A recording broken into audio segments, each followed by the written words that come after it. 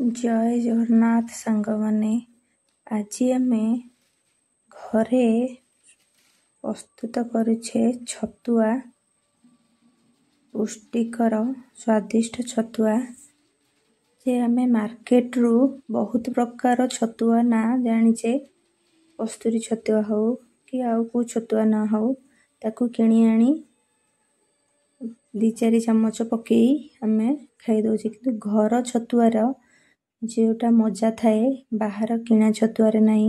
छतुआ प्रस्तुत पाई मुझे नहीं जाइची सोला भजा 2 केजी कंचा चूड़ा 1 केजी कंचा मुग नहीं जाइची 250 बादाम एठी 250 नहीं जाइची।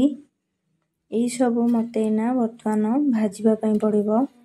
भाजी की चूड़ा मुठी भाजी की ना काढ़ी देबी से भितरे आपन को सजेस्ट करबा को जाउची जे छतुआटा घरे आमे करी बनी खाइले एठी बहुत हेल्दी थाए बहुत भलो लागि थाए। देखंदो मुग हल्का फुल्का भाजीबे चूड़ा भी हल्का फुल्का भाजीबे सबु मुठी भाजी की काढ़ी देबी। टी छतुआटा मिक्स छतुआटा घरे कले आमे 4 चम्मच रे कोनोसी भी सखाळ पाइले ब्रेकफास्ट हमरो दरकार हबोनी।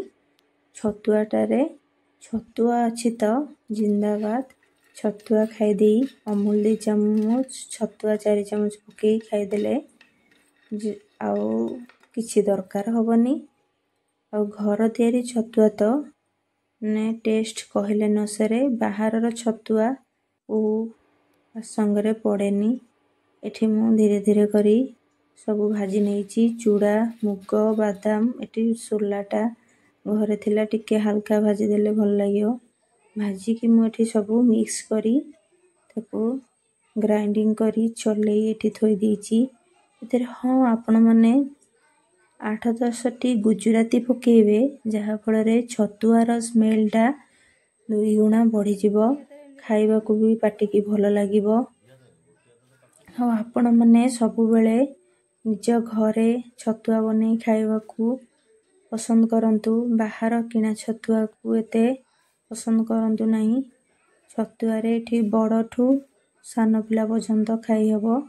अति छोटो पिलांग पई अलगा छतुआ मु आउ केबे आनी भेरी छोटो पिलांग पई किंतु बड़ लोक एठी खाई हबो। आपण माने आपण को हिसाब रे आउ बहुत प्रकार जिंस नै परिबे किंतु आम घरे जहा किछि थिला एथरे छतुआ करिछु मु डबारे मु रखी दउची देखंतु।